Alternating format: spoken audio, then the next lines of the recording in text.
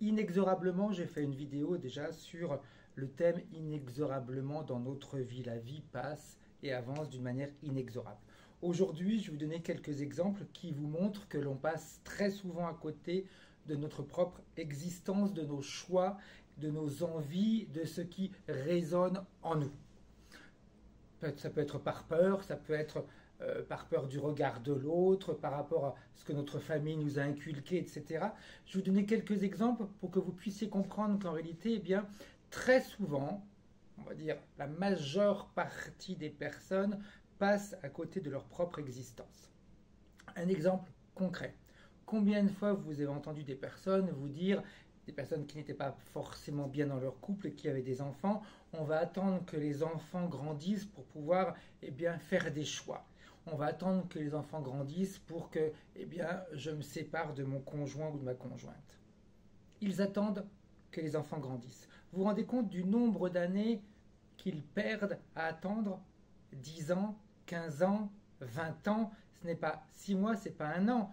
Ce sont des années, 10 ans, 15 ans, 20 ans. Et pour se retrouver à un moment donné où, en réalité, si j'ai 30 ans, je n'aurai pas les mêmes envies que quand j'en aurai 50. Donc, les désirs que j'avais et ce qui me poussait à 30 ans à vouloir changer de vie ne seront plus les mêmes désirs que j'avais à 50 ans ou que j'aurai à 60 ans. Vous comprenez bien la perte de temps tout simplement parce que, on nous a dit il faut prendre soin de nos enfants, il faut toujours les écouter, il faut les suivre, il faut faire très attention à leur bonheur. Tout à fait d'accord.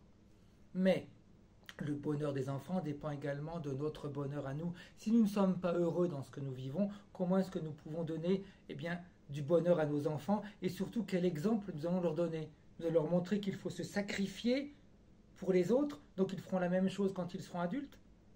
Ou alors, un autre exemple, je connais une personne qui a attendu que ses parents décèdent pour pouvoir divorcer. Parce que sa mère, quand elle a lui répété « Qu'est-ce que les gens vont dire ?» Et cette personne a attendu plus de 20 ans, 23 ans, 24 ans de mariage pour se dire à un moment donné « J'en peux plus, je dois partir ». Vous imaginez le nombre d'années que ces personnes perdent tout simplement par peur du regard de l'autre, par respect de ce que leurs familles ont pu leur inculquer, en oubliant leur propre bonheur à eux. C'est ça que j'aimerais vous faire comprendre quand je parle du mot et que j'utilise le mot inexorablement. Le temps, indépendamment de vos choix, lui continue à avancer. Il s'en fiche que vous ayez envie de faire quelque chose et que vous disiez « je le ferai plus tard ».